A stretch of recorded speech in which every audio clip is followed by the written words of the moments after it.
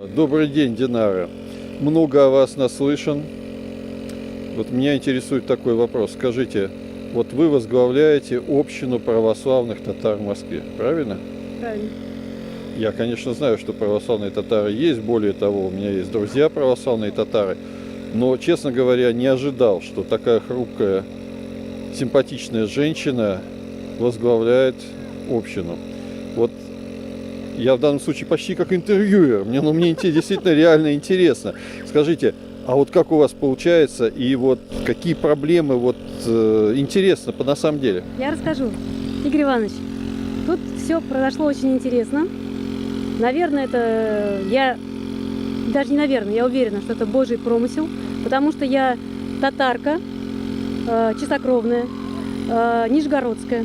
Родилась в деревне Сападжа или Красная Горка.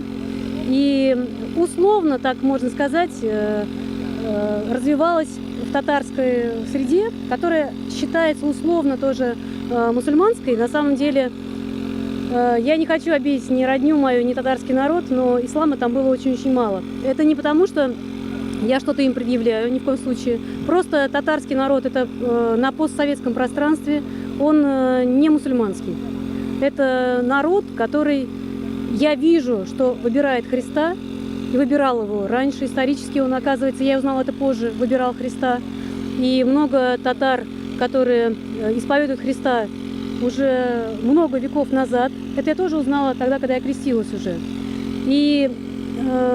Но я крестилась, потому что я полюбила Христа, увидела путь Христа и захотела быть христианкой, потому что я увидела, что это хорошо. Можно я сразу еще добавлю? А вот как ваши... Ну, вы ведь в мусульманской среде родились, да? Ну, опять же повторю, я не скажу, что она мусульманская. Татары, это не народ, исповедующий ислам. Если татарина спросишь, ты кто? Он скажет мусульманин по привычке, но это не народ все-таки ислам. Это такой в нашей российской действительности это народ, который такой в процессе выбора. Я это вижу. Я, честное слово, как корреспондент себя чувствую. Я пришел задать вопросы, а я вот прям интервьюирую вас. Ну, скажите, тяжело? Я вот вам как отвечу. Я вижу, что татары, которые принимают православие, не совсем активно об этом говорят. Мне, как руководителю общины православных татар, хотелось бы, чтобы мы, может быть, даже нарочито об этом больше говорили, чтобы вот эту неправильную позицию, когда говорят, вот татары, это мусульмане, все-таки это настолько вбилось в сознание общества, а это совершенно не так. Догматических мусульман в татарском народе, может быть, 3%. Я, конечно, здесь не в этом смысле какие-то социологические не проводила исследования, но я это вижу сама как выходец из татарской среды. Поэтому и я вижу, что татары принимают православие, и иногда как-то вот общество татар как бы заставляет, что ли, их об этом не говорить, не афишировать. Почему? Потому что какой-то вот есть, то ли стесняются, то ли что-то. Я считаю, что надо открыто говорить о том, что ты выбрал. Это правильно. Ну, я, может быть, прокомментирую немножечко. Знаете, Динара, дело в том, что мало, наверное, есть народов на территории нашей страны, на территории Российской Федерации, которые настолько тесно переплелись с русским народом во всем, в том числе в исторической судьбе. Вот как и у русских сейчас очень сложно найти на самом деле на сотню, если есть несколько искренне верующих, которые, спроси их там, что они православные и смогут хотя бы прочитать «Отче наш», несколько человек на сотню, на самом деле, это в лучшем случае. Местами и так не найдешь. И у нас действительно очень общая историческая судьба, мы сейчас находимся в тяжелом, можно сказать, идейном кризисе. Может быть, это не то чтобы хорошо, но может быть, это и как раз промысел, чтобы мы вместе выходили из того кризиса все. и выходили через Христа, через православную церковь. То, что татары были когда-то православными, поволжские, булгары, татары, то есть это все единый народ, правильно? Ведь татары, нынешние казанские татары, это же потомки булгар. И не были они мусульманами, когда они были булгарами. Булгар это чуваши. Чуваши все-таки? Да, и чуваши как раз переняли болгарский язык. То есть это чувашский язык, это как раз от Великой Булгарии. Ну вот видите, век живи, век учись, что называется. Но в любом случае, мне кажется, что это очень хорошо, что в татарской среде, которая очень тесно связана с русским народом, переплетена так, что невозможно разорвать без крови, вот без большой крови, без трагедии. Православная церковь находит своих новых мирян. И я хочу добавить, что, как вижу я, татары, которые принимают православие, это такие пассионарии. Потому что татары, которые сквозь вот эти тернии прошли, потому что и с родственниками какие-то вот бывают нелады, то есть они думают из истории, а не предаю ли я там свой народ. Так вот все эти терзания, они, если татарин остается со Христом, это очень верный Христов человек. Вот, и поэтому это пассионарии. И вот вы сказали, что такое есть единство историческое.